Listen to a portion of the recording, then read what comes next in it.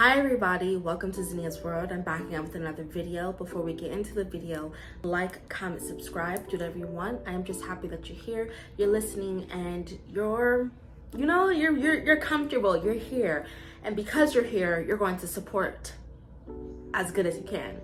I'm just playing with y'all. But with that being said, let's get into the video.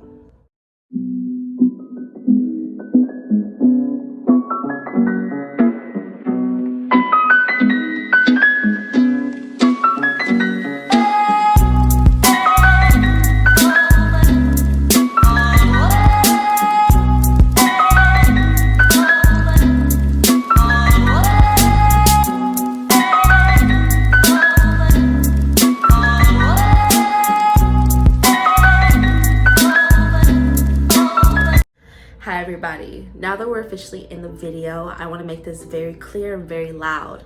This is what I went through, this is my opinion, this is how I feel. If you feel a different way, let's find some middle ground, talk to me respectfully, put out your opinion respectfully, let's respect each other. Trigger warning, because this can be triggering to some people, and if it's triggering to you, click off for the state of you, and for me, for you, because I care about you and I don't want to trigger you, for me, because this is my story and I feel as if I can share it if I want or if I don't want to. So with that being said, let's get into it. A year after heartbreak.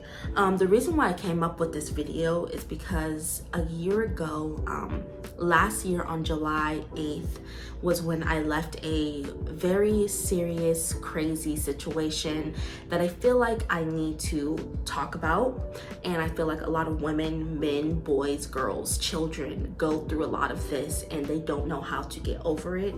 So I'm just gonna be sharing with you guys what I went through, how I got over it, not completely over it, but how I got over it, how I worked through it, and how I became a better person after this situation. Okay, you guys. So I got this face mask from Walmart because I wanted to do something where it feels as if we're being a little bit more intimate. Well, I look like this. So sorry. Where we're like being a little bit more relaxed. So go get your skincare because my skin been breaking out really bad. I'm using the By Nature Witch Hazel and Tea Tree mask, and just to balance and rehydrate skin. I don't need any of this. I need something that helps with breakouts, but this was the closest thing I could get my hands on too. And I got this little thing. I'm trying out this new thing where I'm gonna use my voice memo just so you guys can hear me a little bit better, because I know. Okay, so for some reason in my brain, I was like, this is gonna make us feel a little bit more comfortable to talk about breakups while I am sitting in a mask and I'm looking like a mummy. And I'm trying out something new where I'm talking on voice notes, and I'm gonna see if this helps my audio better, so it improves my audio so you guys can hear me a little bit better. Talk about first is what I went through. If you have been on my channel for the last couple months, you have seen that I post a lot about this situation where I would post a video and go all in on this man, and then I would delete it, and then I would post it again, and then I would delete it, and then I would talk about a little part of it, and then I would delete it again. So this video is not a story time. It's not a story time. We'll get a story time on the other time when I write every single situation down, when I'm completely healed from it, because I am healed, but I'm not healed in the way that I can just constantly keep on repeating the stuff that happened. So let me just preface about the situation, a little bit about it, so that you guys can understand what I went through and have like a little guided line. So in this situation with this man, I met him January of 2021, okay? Very early on, a week in, I was being gaslit and love bombed. After I was being gaslit and love bombed, it was a push and pull. A week of saying that he wanted to be in a relationship with me, that he wanted to be with me and doing everything to be with me. And then after that week, it was the push and pull of not wanting to be with me, dragging me along. I want to be with you. I don't want to be with you. I like you. I don't like you, right? In the first couple months, he was still involved with his ex. He would look and talk talk to girls in front of me. He was very disrespectful with it. But in the first month and a half, I didn't say anything about it. And I did not go as hard on him because we were just talking. It only became worse when the first time after a month and a half, in that month and a half where I was asking him, what are we, almost every single day. We were constantly together every single day. It was kind of like I was his girlfriend without the title, and I couldn't do anything about it, because if I did try to do something about it, he would basically turn me down with, we're talking, we're gonna get there one day. And again, preface this again, he would talk to other girls in front of me, talk to his ex in front of me, all of that.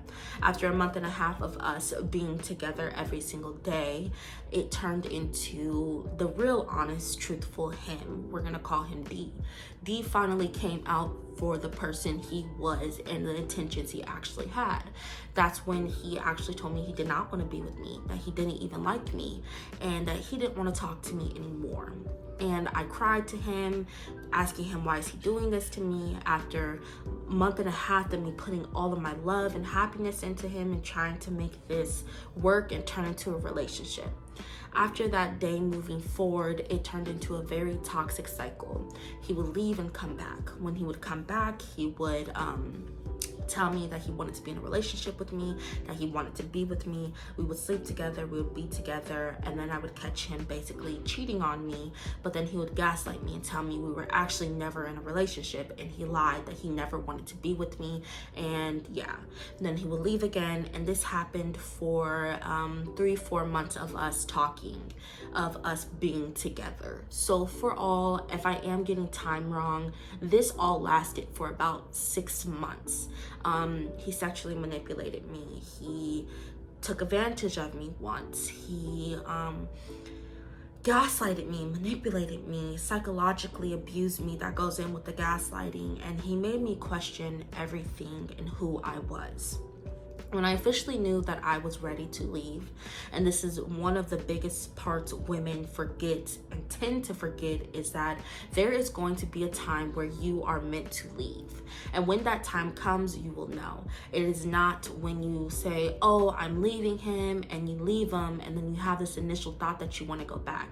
That is not when you're going to leave him.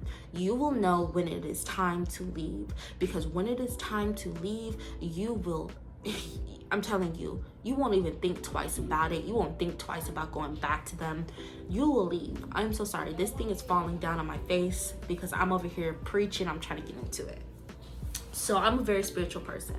And if you follow me or you watch me, you know some aspect of my spirituality, especially if you follow me on Instagram, Twitter, or TikTok. Follow me on those things. Where once, I'm gonna take this off so that you guys can hear me correctly. Okay. So once I knew that it was time to leave him, it was leading up to my birthday. I was completely fed up. We were arguing for no apparent reason. On TikTok, I was seeing 555, 1111 everywhere. Everywhere I went, every time I turned my head. 555 means to let go of toxic things. Let go of those. 1111 is new beginnings. Those two put together is that you need to leave behind what needs to be left behind and move on. Once I started to see that more, I started to become more and more unhappy with him. So then I started to watch YouTubers, and I will put all of them up right on top of the screen so that you guys could go look over them.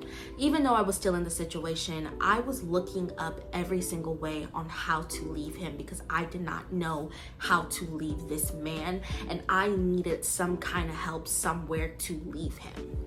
So I could tell you about a couple fights that we were having, okay?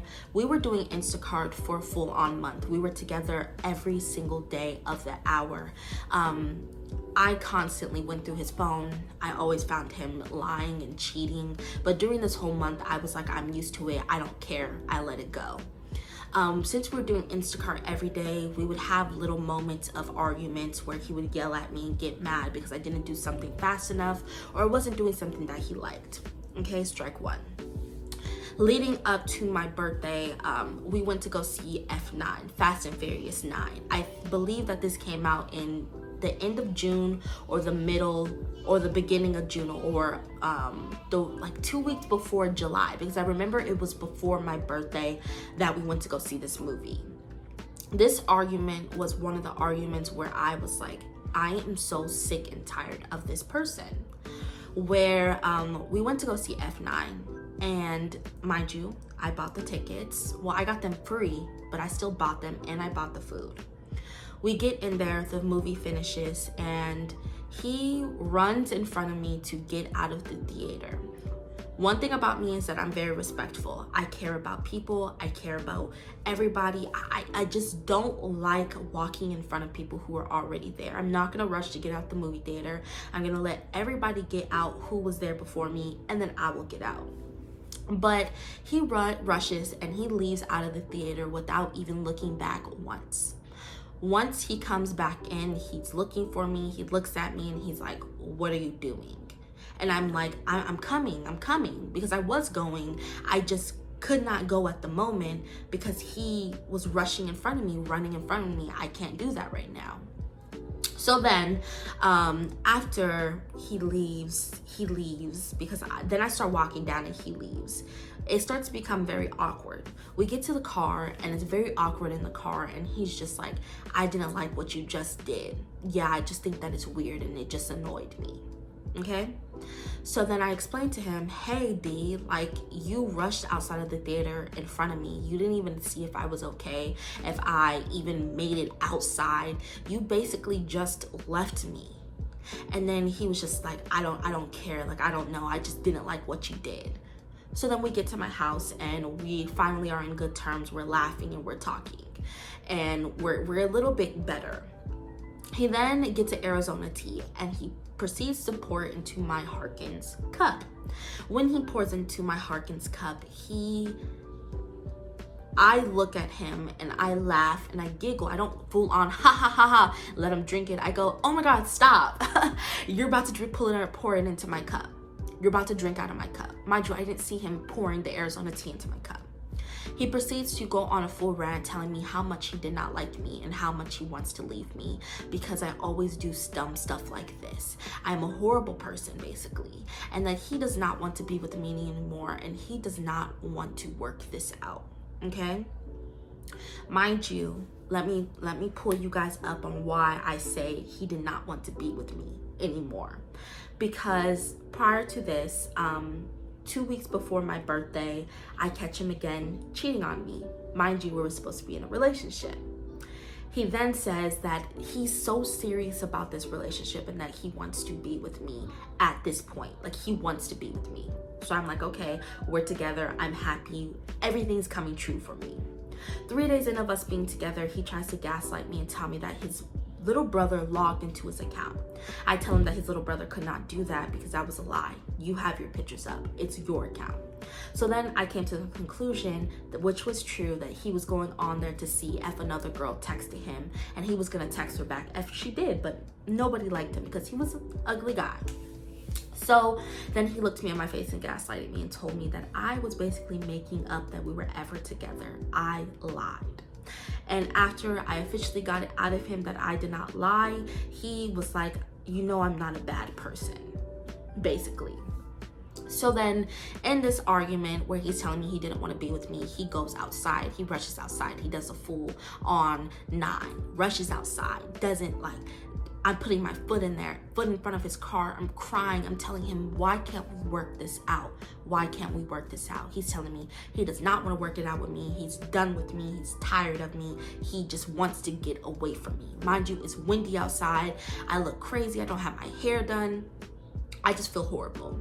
I then walk up the stairs. I'm crying. I'm saying I fucking hate him and I'm never going back to him. 20 minutes or 30 minutes later, he knocks at my door and comes in and says, "My bad." Falls asleep on me while I'm trying to tell him what he did was wrong and why I did not like what he did. He said, "You know I'm not a bad person," and said, "Sorry," and fell asleep. And that was the end of the conversation. I cried and I cried. He did so much more to me that I could make a story time on, but this is just to preface what he did. It's coming on to my birthday. I asked him to get my nails done. He says yes. I ask him again. He doesn't get my nails done. He asks me if he could go half with me, and he said he will give me $20 towards my nails. Cried and I cried and I cried. Again, didn't pay for my nails, didn't pay for my lashes. I paid for everything. The night of my birthday, before my birthday, July 3rd, we went to the club. Again, I was sitting here explaining to a man why he should not be embarrassed to be out in public with me, act like he actually wants to be around me and that he likes me. He then proceeds to go home and then calls me and says, "Are you sure you want to go out? I'm just not the going out type. It's raining." Right? It was raining, but it was the fact that he said he wasn't the going out type, but he ditched me multiple times to go hang out with his friends to go to the club and the bar. We get into the line. I turn 19 in the line, and he's looking at girls' asses. I just feel horrible around this man. Moving on. The next day on my birthday, just horrible. I cried all day. I did not like him. I did not want to be around him, but I did not know how to leave him. Up until after my birthday on the 5th. He then proceeds to tell me that he has to go home because his wheels are going to break off, his car is going to break down if he continues to come to my house.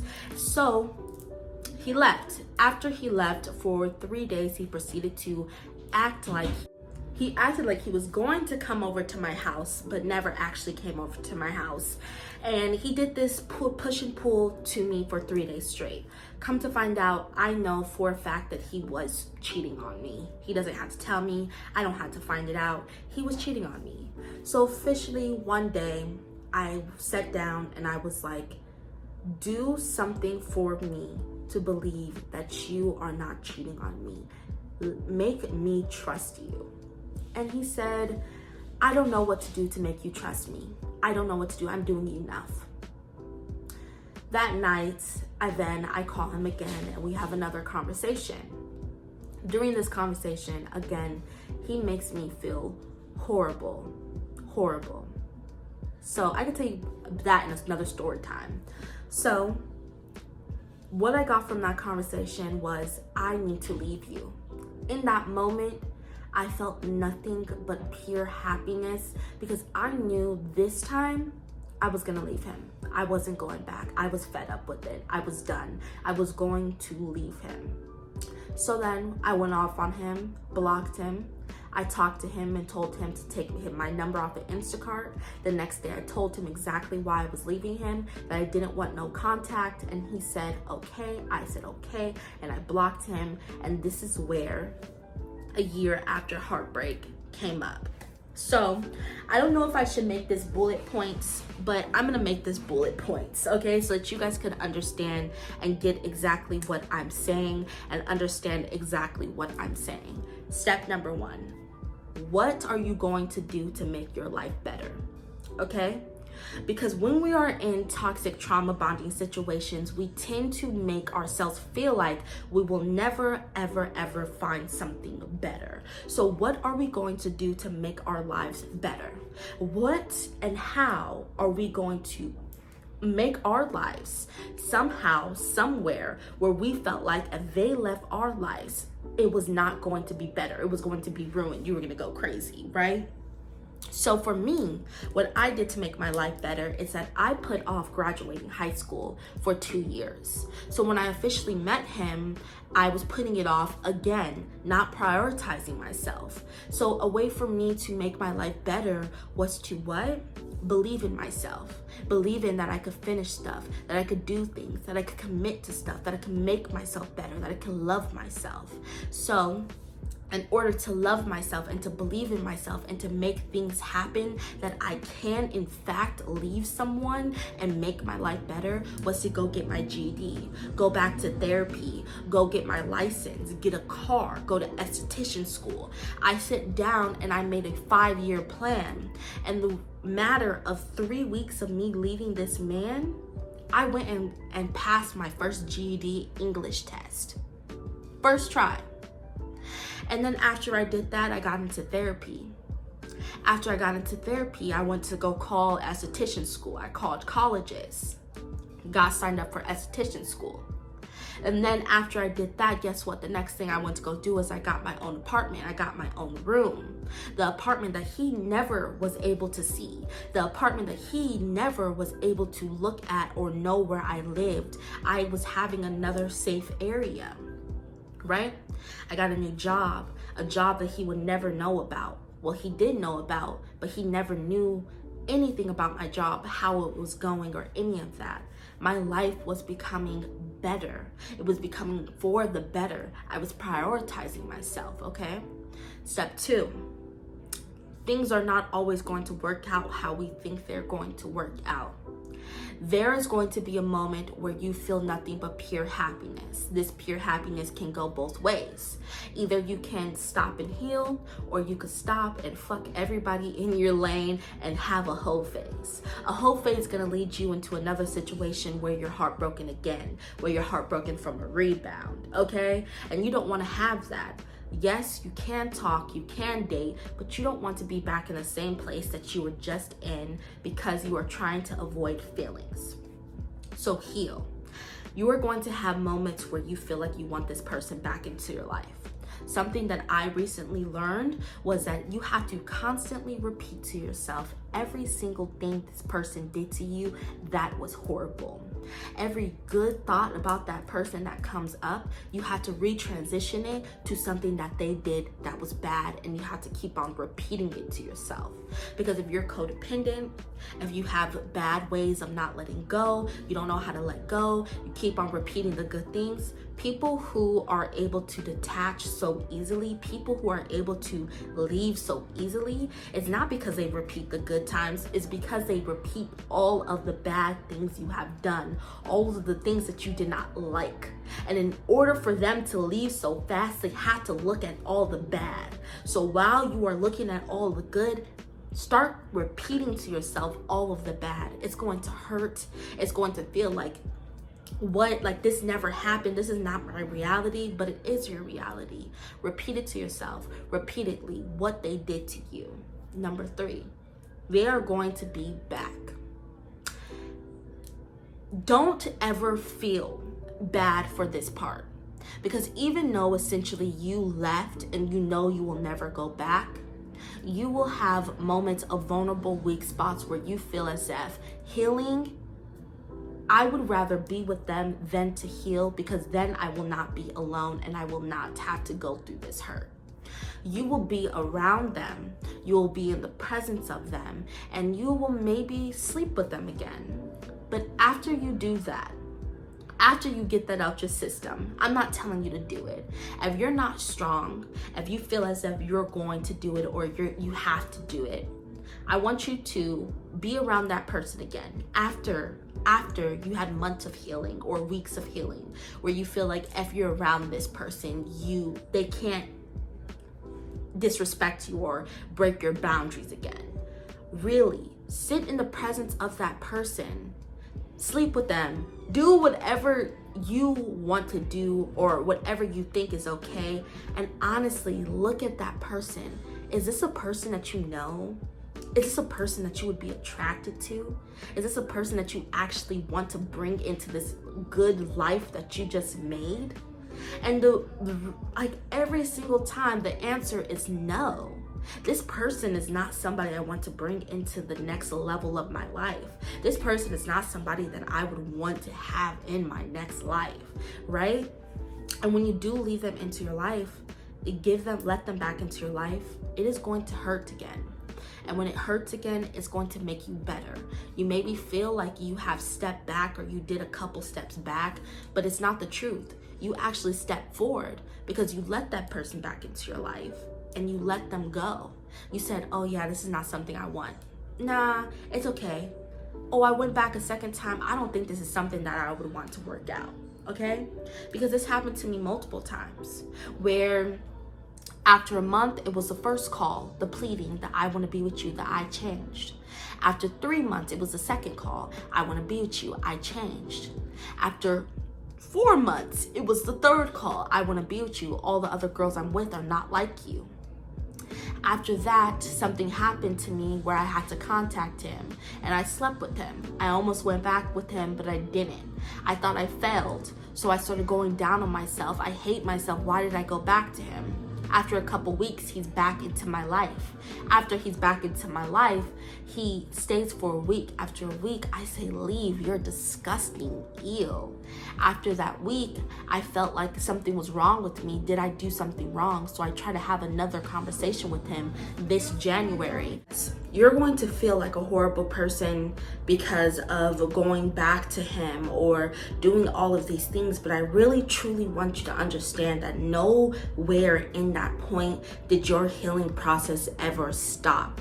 It just means that you have a bump in the road, and it does not matter if you leave or if you go back or any of those things. It just matters and depends on you and where you want your life to be, right?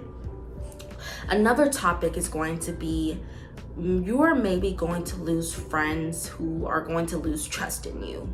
Like, you're going to have a point in your life where you did leave him, but there's going to be a lot of people who are already thinking that you're going to go back to them. So you have to prove them wrong every single time. And if you do go back to them, then there's going to be a point in yourself that you have to look and say, is this something that I want to keep on going back to and continuing this cycle with? Because a lot of times our friends are going to get tired of constantly having to have conversation after conversation about you leaving them and you going back to them. They're going to get tired of that, and they're going to want to not be friends with you, or even worse, they're going to just like fully cut you off from everything, from their life, from like, because nobody wants to constantly be around that. So my advice is to, if you go back, no more telling your friends about what's happening. No more complaining to them. The point I'm also trying to make is, would you rather lose a genuine friendship over a man? Prove them wrong every single time. Prove them wrong. Make them see that yes, he was a big part of my life, but I never went back. Because even when he would end up back at my house, my friends and I knew to myself that even if he does come back, I know that he will not be here for long, and I will never go back to him after this time, okay? Let me drink some water. Now let's talk about dating after heartbreak. I did not have sex for about a year, almost a year.